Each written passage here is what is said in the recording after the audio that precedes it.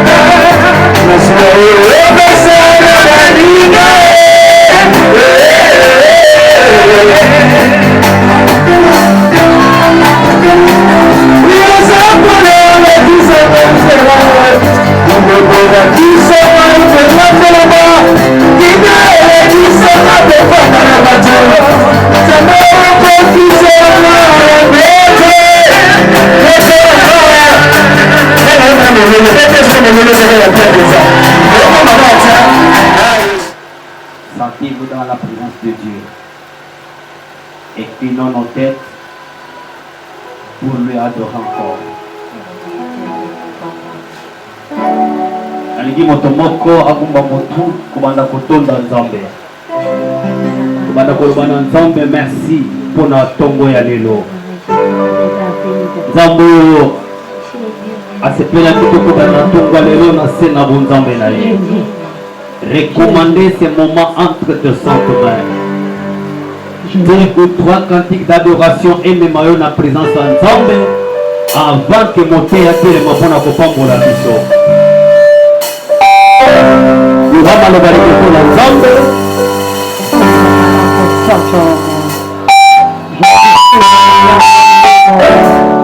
Jésus-Christ, le temps de David. Dieu du Tout-Puissant.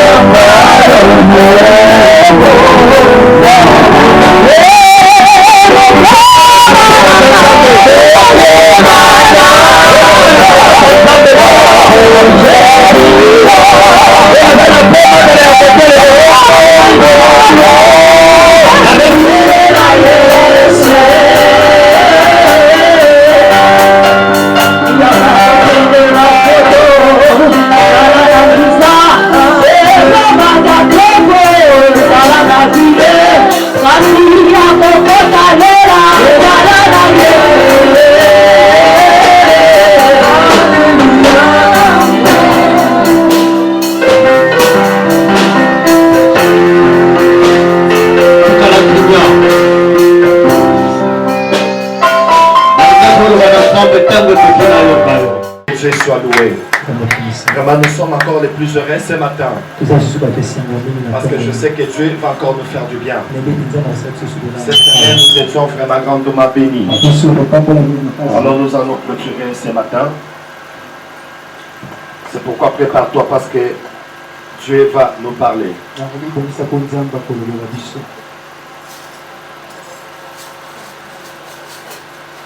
Nous allons prier. Tikana belela Yahweh yende makasa balevie Yahweh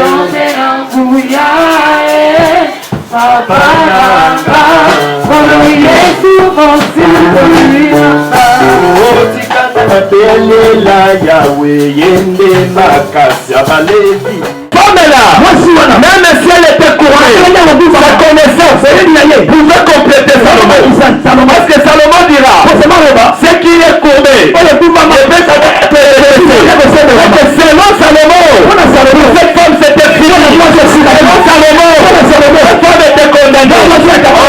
Seigneur, Moïse te dira que dans les ciels, il y a des soleils, la lune et des étoiles.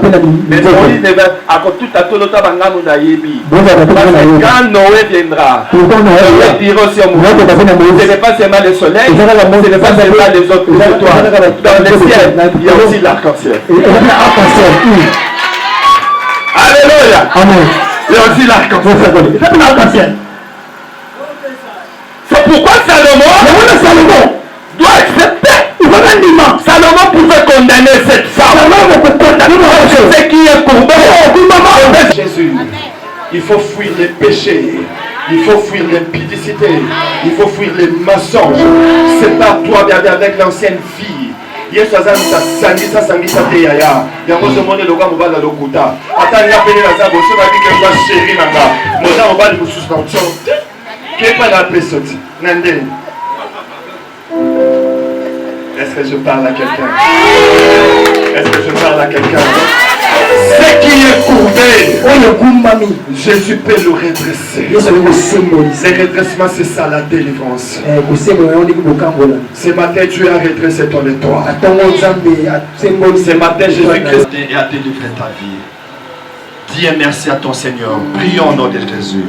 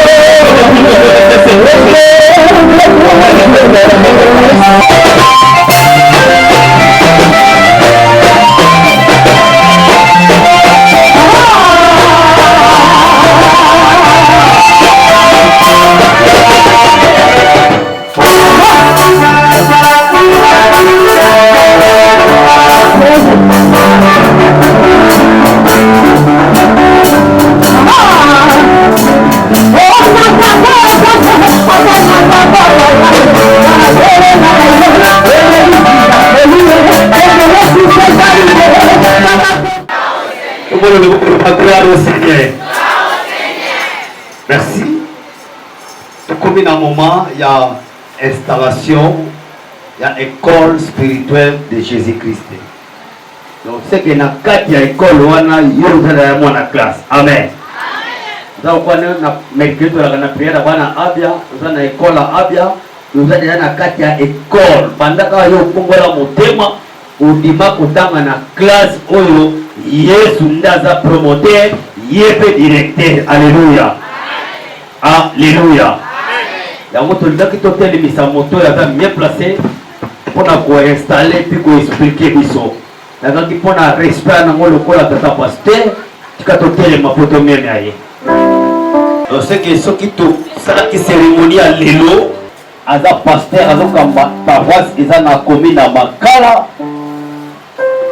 Souvent, ils ont la 6 heures de l'après-midi. Les gens de l'école spirituelle de Jésus. Dans l'église de Jésus,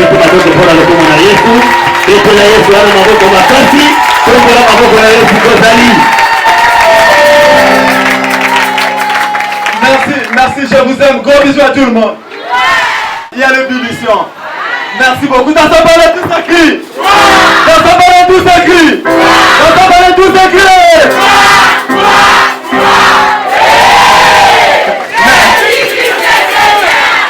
Amen. Je sens qu'il y a la vie. Merci. Notre Dieu, c'est un Dieu de vivant. Merci beaucoup pour vous mettre. Totangi. Ézéchiel 44, 23. Ézéchiel 44, 23. À mon peuple, à distinguer ce qui est saint de ce qui est profane, et ils lui feront connaître la différence entre ce qui est impur, et ce qui est pire. Amen, amen, hein? Sentez-le-moi la tangi. C'est vrai que quand on a Sabino, où est allé un pire, n'a où est allé pur. Ça pose la différence entre les alliés à ma bête et les alliés à ma lame. Il y a un objectif. Et à partir de là, on alors, alléluia. Donc, il va falloir différencier. Nous, ensemble, moi, ensemble, il va falloir différencier. Il faut qu'on a mis balai. Alléluia. Il n'y a pas de vie. Dans le principe, avec la française, le principe de la dualité. Il faut en vérité, c'est qu'il y a le vrai, c'est qu'il y a le faux aussi. Cela veut dire que le vrai, c'est que quand on a une vérité, on a esprit. Cela veut dire qu'on a déclaré, pasteur Waté est vrai, le prophète est vrai. Pasteur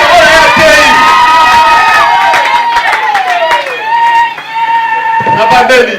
Je le déclare vrai, parce qu'il a bien prêché. Sauf qu'il a l'église du bonsoir. Tu regardes, on a dit qu'on a mis balai. Pendant que on a alléluia. Soit Apocalypse. Apocalypse 15, 3. Ya Yembi.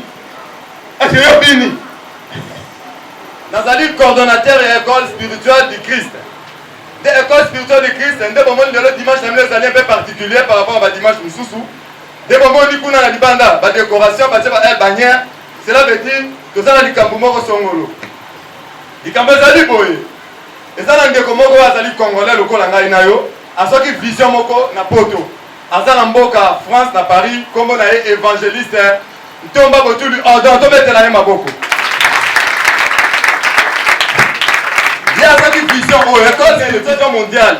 Et même apport na yena makambi ya Nzambe, vi o Nzambe asale lié. Yango lobi, pour na même apport, o ngai na zui, na kabola ngo pe na bandeko na ngai, to mona ba timususu ba kabola ba Bible, ba misusu ba sala o ba ko sala, mais bingana se différencier na bango, même si na ko kabola ba Bible na biloko mususu mais na pe na kabola nanu, ben signe et puis na ba drapeau ndenga boza ko mona wana. Cela veut dire quoi? Tout le monde a regardé mon kilbe, supporter à Renaissance, n'est le comment c'est la Sazali René, n'est-ce pas? Tout le monde dit supporter à Yahvé, à moi la veille, n'est le comment c'est la Sazali moi na Yahvé. Deringmen peut n'engemoko. Na signe mot distinctif, eux de la Sazali Deringmen. Tout le monde est dans la partie politique. Au moins on signe mon botalo mutape perdre, au mutu ya IDPS. Comme on la nini biso te ba nzambe to za na signe mon pe 4 nazo la Sazali ya Yesu, alléluia. Mais à moi ça qui quand ça la ben signe oyo. Neta muto sali ba signe, asali ba signe oyo. Nda yebi singa vision ndenge sali, ngai pe la rose na ngai moto na bita partager pe na bandeko. Omoni un signe to za bola ti wana. To ko ke na victoire to kabola muto sa zui. To ke pe na business to terra to kabola muto sa zui. Même muto sa kozanga sa chrétien te. Tala ekwa na mboka sheke. Abone pe te kango. Pa ya rebira mbongo amela mweloko. Mais ce qu'on prend na ba chrétien, on va ça destiné le qu'on a besoin, il faut y avoir na église. Parce que l'église en haut côté à Karabe, il faut mettre ta porte. Ce que mon père dit, pas de mana fungole liyo nde okoti. Nga na koti parce que pasteur Matou a fungole nga to betele maboko.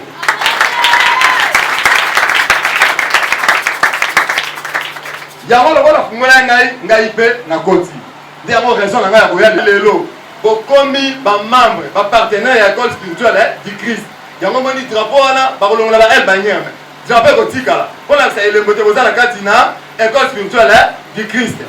Alors, le quoi la makambo ezali te kokoba tokokabola la Bible pe koya tokokabola pe ba vivre basoya loso ba masangu basika tokokabola pe yango tokosoutenir pe ba veuve na ba orphelin mais privilège bozala kaka na l'église ba partenaire na biso soki ba veuve tokobana liboso awa avant toke na ba orphelinat tokobana ba veuve ya awa tous oyo nyonso azwaki totomoli kaka mosapi bakopesa yo oyo kotikala bakosongisa omoni un signe wana ozolata esalemi na poto atindi au moins plus de 6000 exemplaires oyo eyaki po tokobola ya Kinshasa mobimba mais eza moke par rapport ya Kinshasa Nde tokendaki na Magic Touch awa na Kinshasa na limité tolobi totala mpe insigne wana moko po toimprime misusu awa po talaka po to badouane banini tokuti insigne moko wana lolati eza na 3.5 $.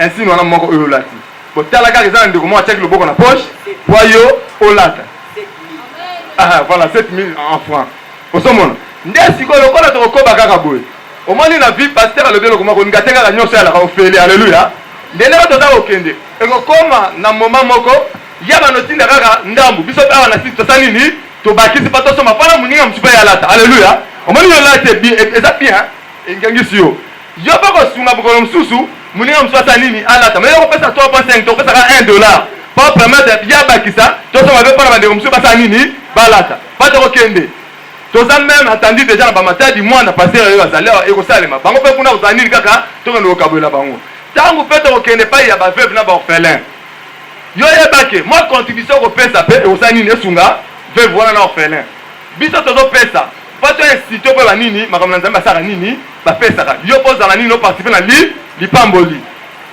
voilà oyo ezali na kasa bocomprendre vision wana ndenge ezali toza kokoba lokola mpe na yo namoni batala ya miziki bazali toza mpe kosala promotion ya bachantre oyo ya biso bebiso bazali partenaire na biso totali namoni bazoyemba nde tokosala nini tokozwa ndenge mpe lolenge charge ya miziki aza na ngai te parce que aza na studio na maxi media bazosala banini bafinissage de façon que promotion bokomona yango kala mingi te ekoleka na télévision na baradio clip kutu ndeko na bino bakozala bachantre na bino bakozala bokomona bango balati bachemise ya cole spirituelle bapolo ya cole spirituelle akomona na clip apres balance baclip wana bakoyesa bino baplateforme oyo place ezali bongo osala nini okota bavie embata de façon que mwa mbongo esala nini ekota tosunga mpe tokontinue misala ya nzambe toza na lien déjà ya youtube aya na kopesa bino balie bao baza na whatsapp bokobanda kocomparaître bokomona ndenge baactivité osalema kuna na ntango bakotya baalbum baclip banda kolanda yango apartir ya kuna de façon que misala ya nzambe esala nini ekende liboso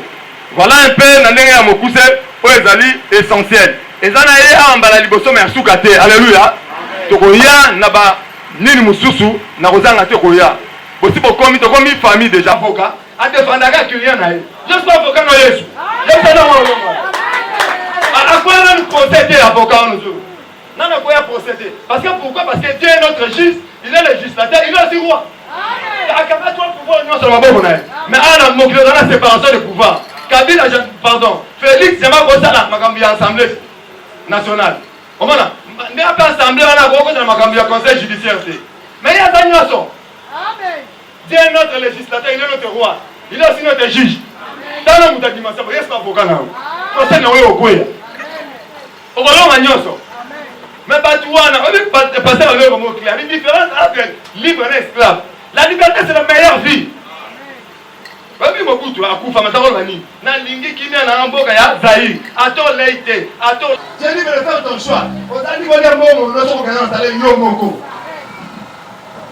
donc voilà essentiel oyo nga nayaki yango wana boyebaki lelo ozali bana école spirituelle de Christ balien na kotindela bino oyo ya whatsapp biso kokota na youtube banakomona meme bakambo oyo eleki bakomona na youtube bakotindango ndenge tozoloba na états-unis bakomona image parce que représentation na états-unis na allemand nde voilà mosala oyo toyaki yango wana nde nabengi protocole baya bazwa bainsigne alors délégation oyo akompagnaka ngai baza te mpo na nini lelo eza exceptionnel parce que tosali avant midi tosalaka mingi bapoint midi mpo bango mpe bata beglise yango bapaster toye mais bango mpe yango bazoteya nayaki na choix te na bino ngai nakoma kaka tosala yango mais na kote ya logistique soki omoni libanda wana engengi tusa drapo etelemi yai des gens oyo ntango yolalaki bango bazalaki ofu moulin nde nabengi frère gomerdi aye fe patik aye patik tobeteli nzambe maboko mpona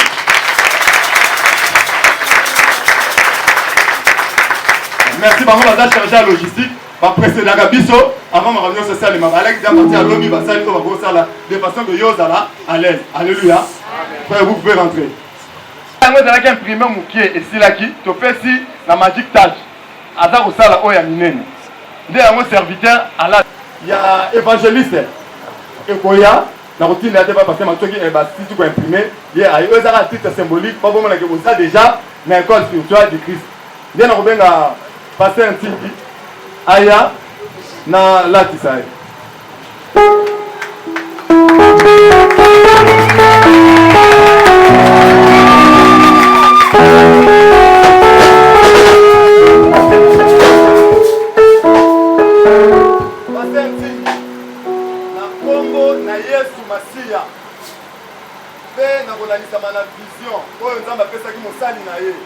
évangéliste Tomba Botul Pendant. Dans un livre, autour de vous, on a symbole et au premier l'élo, ma membre et école spirituelle de Christ. Oh, nyonso, école spirituelle, à côté, ça vient vous dans la droite en haut. On peut méditer parce qu'on dit que quand vous avez tout le monde, il y a eu sur le côté. Mais la life ici,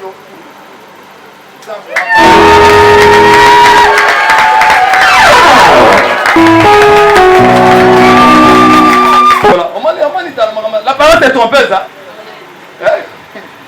Qui pouvait imaginer? Bien, mais tant qu'elle va grand, qui pouvait imaginer qu'elle a fait l'embarras? Imaginez-vous. Et dans l'enseignement, il a prêché.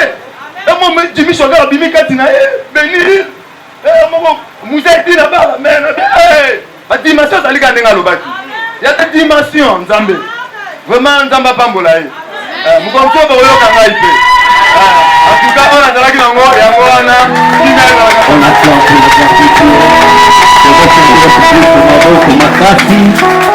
Amen, amen. Voici maintenant les communiqués. Je crois que Moutino s'azui, hein? Moutino s'azui? Ok.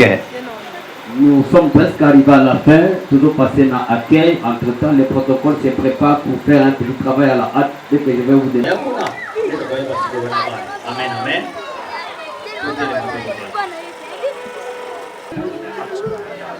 Merci beaucoup, monsieur le journaliste, pour la question. Comme en français on dit, petit à petit, l'oiseau fait son nid. Donc nous allons commencer là une étape différente, une grande étape. Nous avons fait un grand pas aujourd'hui. Nous sommes toujours dans notre installation. Nous sommes en train d'installer l'école spirituelle du Christ dans toute l'étendue de la République. Et aujourd'hui, nous étions descendus dans une église de chemin à Séléba. Nous avons implanté. Donc d'ici là, nous allons encore dans une autre commune pour continuer toujours notre travail. Nous sommes déterminés. Comme on dit, celui qui a mis les mains dans la charrue ne regarde plus derrière. Donc nous sommes en train de progresser pour faire ce que le Seigneur nous a mis à l'esprit. Vraiment, nous remercions aussi beaucoup l'initiateur pour tout ce qu'il fait afin que de telles œuvres se réalisent. Vraiment que Dieu les bénisse aussi. Merci.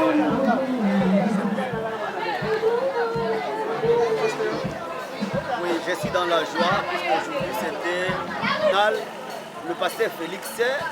Les activités ont vraiment bien déroulé et nous sommes dans la joie. Action.